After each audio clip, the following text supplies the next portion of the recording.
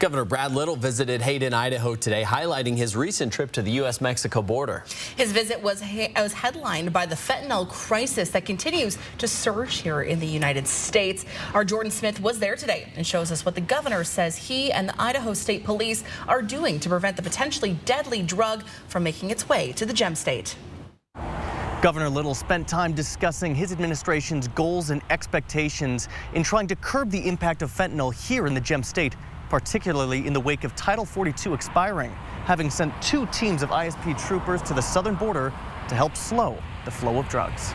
It's a drug that remains highly dangerous and accessible. One of the biggest threats to safety that we've ever seen is the proliferation of fentanyl. The National Institute of Health reported that fentanyl accounted for more than 70,000 deaths in 2021 here in the U.S. Governor Little re-emphasized the need for action against fentanyl amidst rising overdose deaths in the gem state, blaming the surge of fentanyl on the border crisis.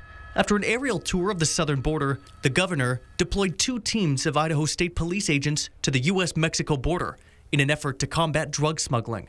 It's a daunting task. They got 1,250 miles of border that they're doing all they can to control. Idaho joining 12 other states in supplying reinforcements. More than 1,300 guardsmen and 230 law enforcement personnel were sent to slow the flow of drugs entering our southern border, beefing up security after the expiration of Title 42 1 month ago. The source is the Mexican border. That's why we have Idaho troopers in Texas.